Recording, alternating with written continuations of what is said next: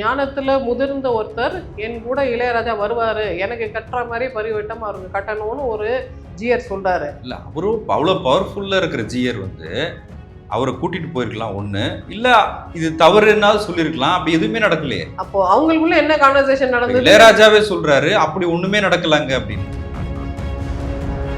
இசைஞானி இறங்குறாரு, அதுக்கப்புறம் ஜியர் கூடவே இருக்கிறாரு. அப்போ திரும்ப அந்த படிக்குள்ள இளையராஜா போறாரு. அதுக்கப்புறம் தான் அவர் தலையில பரிவட்டத்தை கட்டுறாங்க. ரைட்? இல்ல அவர் நிற்கும் போதே கீழே பார்ப்பாங்க எல்லாரும், அவரு கால் எங்க இருக்கு அப்படின்னு சொல்லி. அவங்கள சமாதானம் அர்த்த மண்டபத்துக்குள்ள போலாம் போயிருக்கிறாங்க. அது வீடியோஸ் எல்லாம் இருக்குது, நிறைய பேர் போயிருக்கிறாங்க, அரசியல்வாதிகள், பெண்கள் கூட போயிருக்கிறாங்க. பட் அதுல என்ன பிரச்சனைனா, இப்போ இவர் போட்டிருக்க அந்த தென்கலை நாமம் இருக்குல்ல, அதே நாமம் போட்டு இன்னொரு தாத்தா இருக்காரு. அவர் தான் சொல்லுவாரு நாயிலையும் ஜாதி இருக்குன்னு சொல்லுவாரு. அவர் சோடா பாட்டில் அவரும் சோடா பாட்டில். அப்ப நீங்களாம் என்ன தென்கலை? இல்ல அந்த டேமேஜ் கண்ட்ரோல்ல பிராமணர்கள் எல்லாரும் போக முடியாது, ஜியரா இருந்தா தான் போக முடியும். அப்படி சொன்னவங்க யாருமே ஸ்ரீ வைஷ்ணவர்கள் கிடையாது.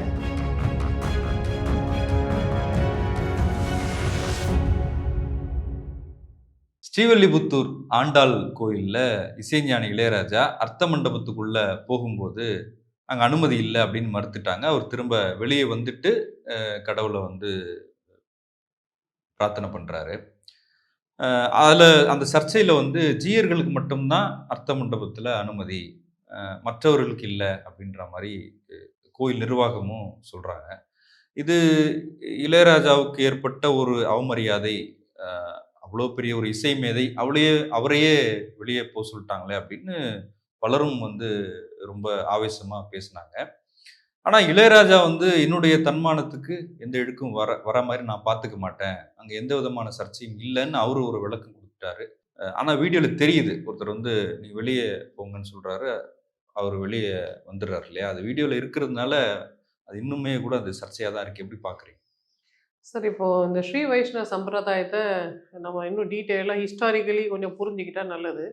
அதுக்கு முன்னாடி பொதுவாகவே மதங்கள் எப்படி இயங்குதுன்னு நீங்கள் பார்த்தீங்கன்னா, புது புது மதங்கள் உள்ள வர வர இல்லை நடைமுறையில் இருக்கிற பழைய மதங்கள் சில திருத்தங்கள் பண்ணிக்கிறாங்க. அப்படிதான் மதங்கள் இவால்வ் ஆகுது.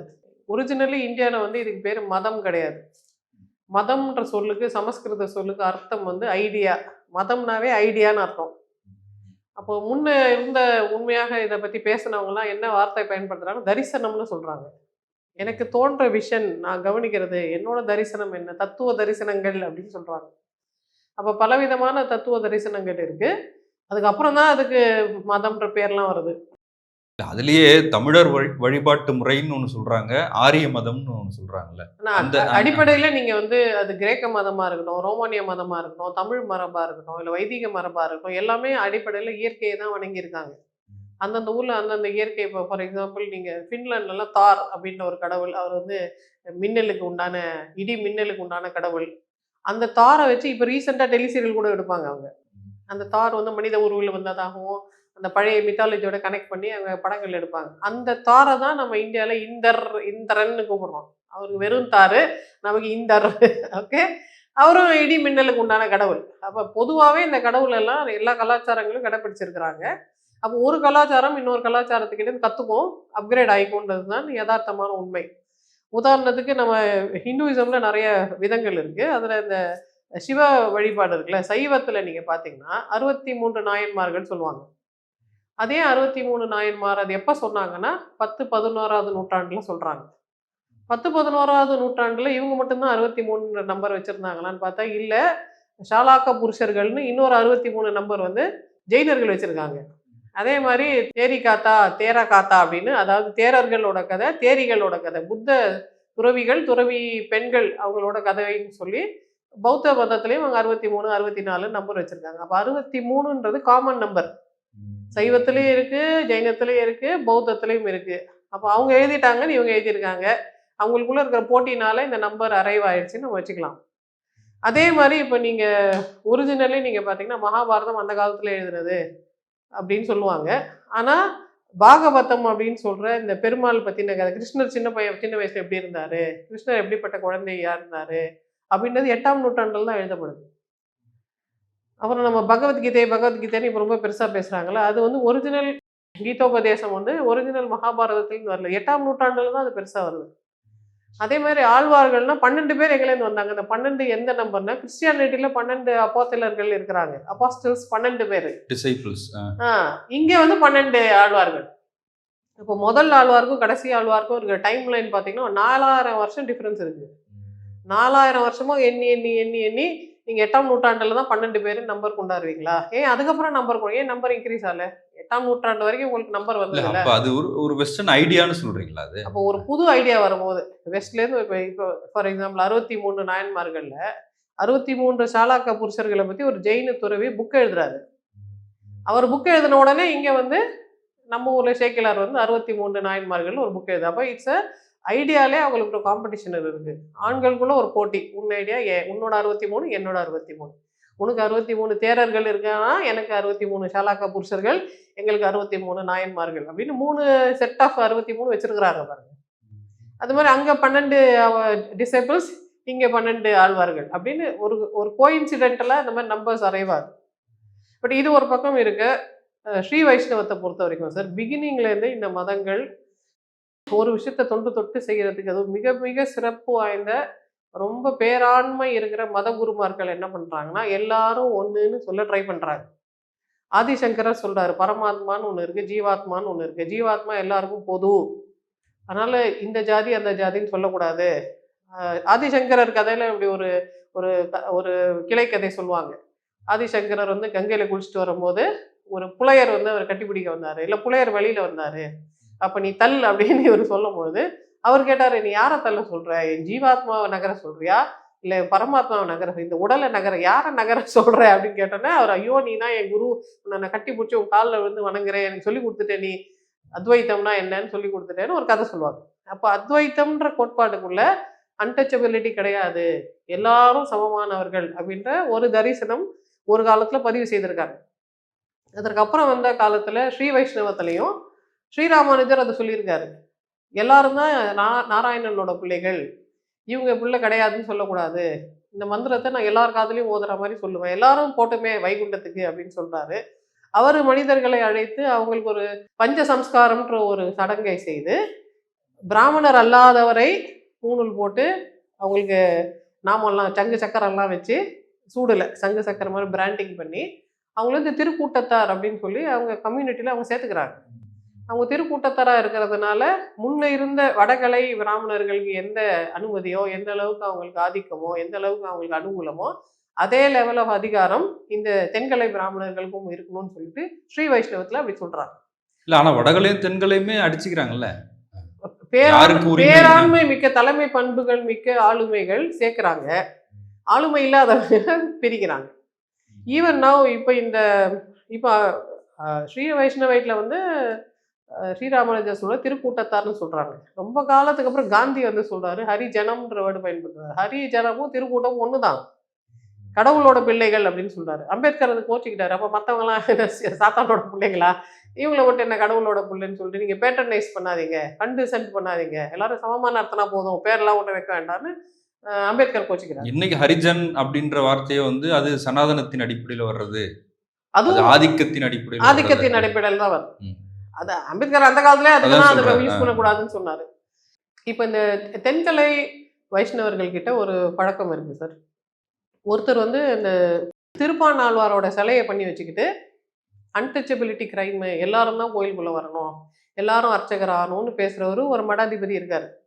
ஈவன் ஹரே ராமா ஹரே கிருஷ்ணா இயக்கத்துல பிராமணர் அல்லாத குடும்பங்கள்ல பிறந்த குழந்தைங்களை கூப்பிட்டு போய் வேத அத்தியாயனம் பண்ணி பூணூல் போட்டுவிட்டு உபநயனம் பண்ணி அவங்க எல்லாம் பண்ணி அவங்க வந்து இப்போ யாகெல்லாம் வளர்க்குறாங்க. அதாவது இருக்கிற இடத்துல உரிமை வேணும், உரிமை கொடுக்கறதுன்றது வேற, அவங்க தனியா பண்றாங்க, தனியா கோயில் வச்சுக்கிறாங்கன்றது வேற இல்ல. அதுவே இது எதுக்காக நான் சொல்ல வரேன்னா, சில பேர் மாற்றங்களை கொண்டு வரதுக்கு முயற்சி பண்றாங்க.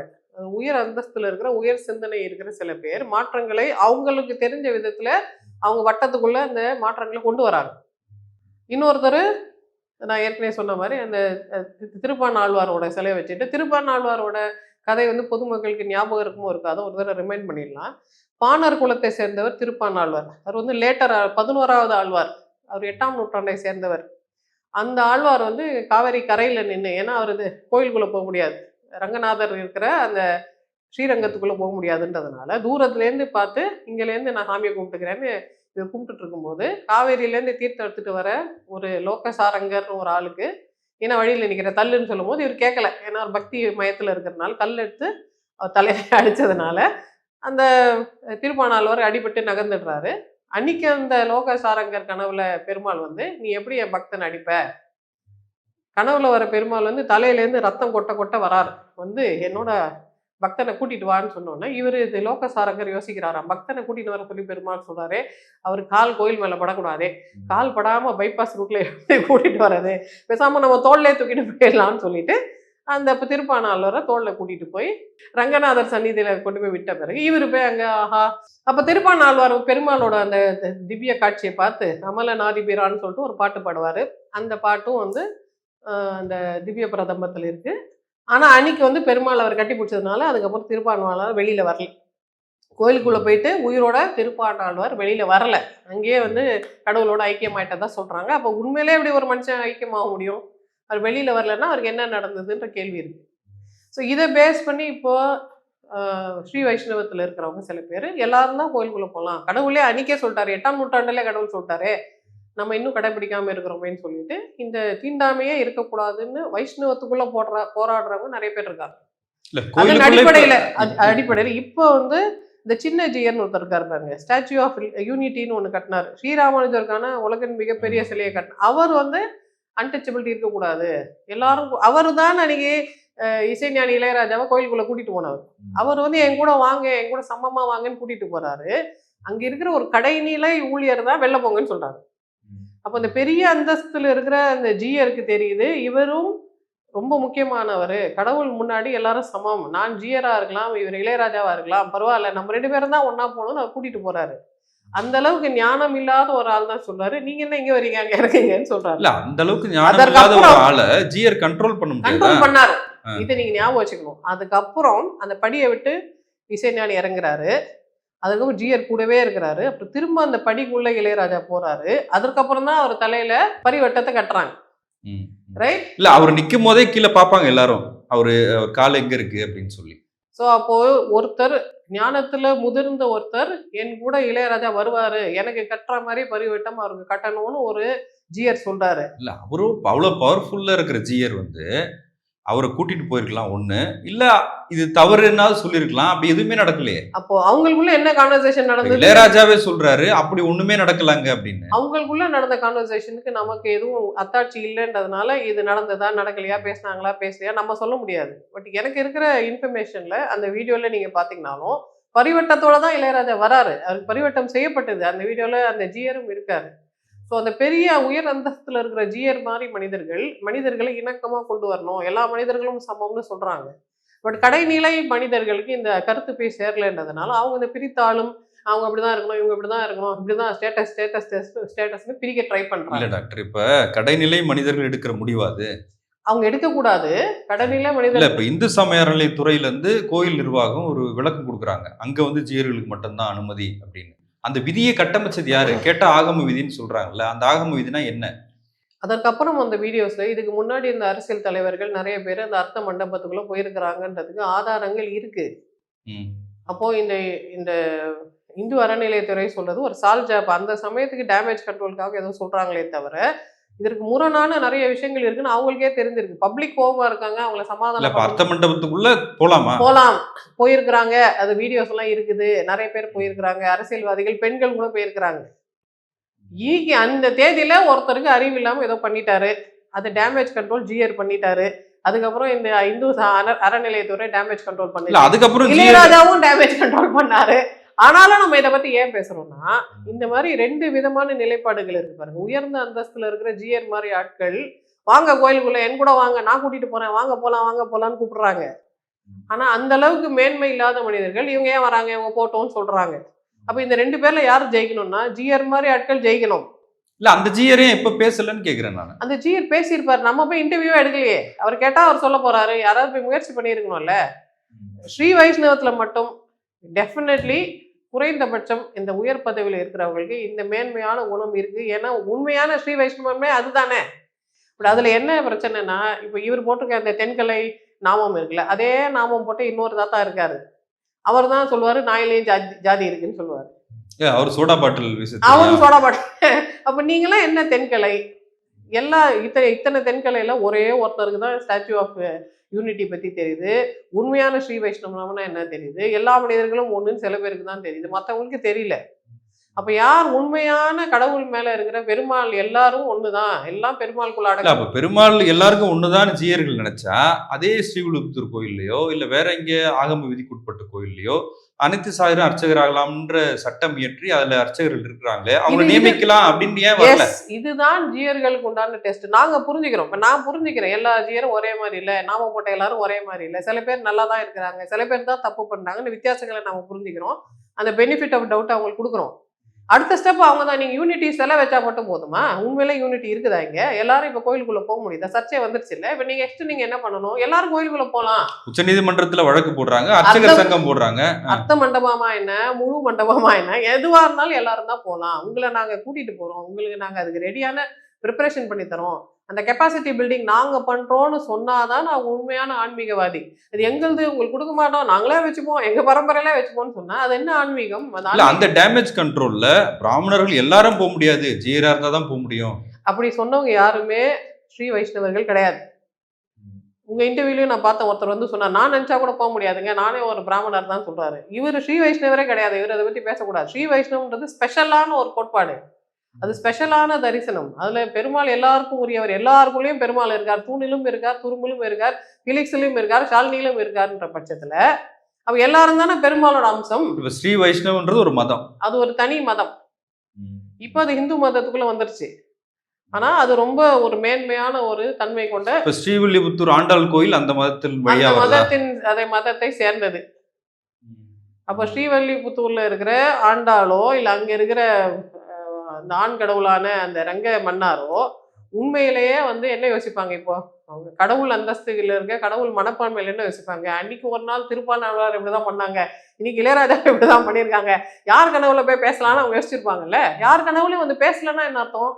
கனவுல பேசுற அளவுக்கு தகுதியான ஆளு யார் அந்த ஊர்லயே இல்லைன்னு தானே அர்த்தம். அவங்க தேடிட்டு இருப்பாங்க யார் கனவுல போய் பேசலாம்னு. இதுதான் இது வந்து நீங்க கடவுள் நம்பிக்கை இருக்கிறவங்களுக்கு சொல்றீங்க. கடவுள் நம்பிக்கை உள்ளவர்கள் இப்படிதான் யோசிப்பாங்க. அன்னைக்கு ஒரு நாள் திருப்பாணாழ்வாருக்கு வந்து நின்னாரே பெருமாள், இப்பயே வந்து நிக்கல. அன்னைக்கு இருந்த பெருமாள் வேற, இன்னைக்கு இருந்த பெருமாள் வேறையா? அன்னைக்கு இருந்த பவர் போயிடுச்சா? இன்னைக்கு பெருமாளுக்கு இருக்கும் தானே. அப்போ பெருமாள் உண்மைனா, திருப்பாணாழ்வார் கதை உண்மைனா, அப்ப இன்னைக்கு அந்த பெருமாள் ஏன் வரல அப்படின்ற கேள்வி நமக்கு வருது இல்லையா? உண்மையிலேயே ஸ்ரீ வைஷ்ணவம்ன்றது பெரிய மதம், நல்ல மதம், உயர்வான கருத்துக்களை சொல்ற மதம். இப்ப அதை கடைப்பிடிக்கிறவங்க அன்னைக்கு இருந்த ஸ்ரீராமானுஜருக்கு இருந்த ஆளுமை தன்மையை விட குறைந்து போயிட்டாங்களா? அதனாலதான் அவங்களோட அந்த அந்த அந்த தன்மை, அவங்களுக்கு இருக்கிற அந்த ஒருமைப்பாடு நீர்த்து போதான்ற கேள்விகள்லாம் இருக்கு.